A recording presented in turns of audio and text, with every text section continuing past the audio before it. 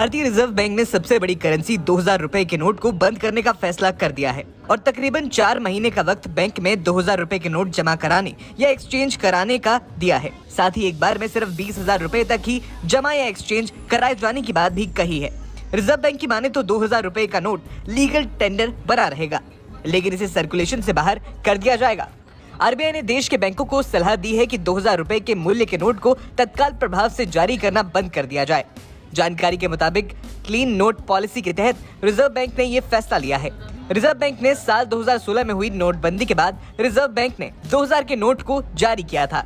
2000 रुपए के नोट को आरबीआई एक्ट 1934 के सेक्शन 24(1) के तहत लाया गया था। पुराने 500 और 1000 के नोटों के बंद होने के बाद करेंसी रिक्वायरमेंट के चलते इन नोटों को लाया गया था।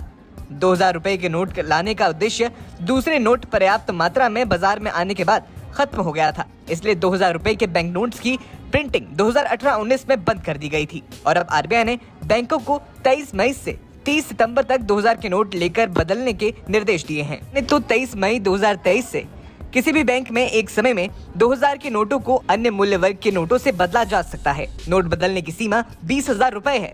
भारतीय रिजर्व बैंक ने देश के बैंकों को सलाह दी है कि 2000 रुपए के मूल्य के नोट को तत्काल प्रभाव से जारी करना बंद कर दिया जाए। रिजर्व बैंक की माने तो 2000 रुपए का नोट उन नोट की वैल्यू की भरपाई आसानी से कर देगा जिन्हें चलन से बाहर कर दिया गया था।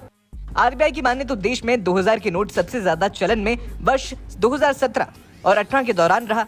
इस दौरान बाजार में 2000 के 33,630 लाख नोट चलन में थी। इनका कुल मूल्य 6.72 लाख करोड़ रुपए था। साल 2021 में केंद्रीय मंत्री अनुराग ठाकुर ने लोकसभा में ये जानकारी दी थी कि पिछले 2 साल से 2000 रुपए के एक भी नोट की छपाई नहीं हुई है।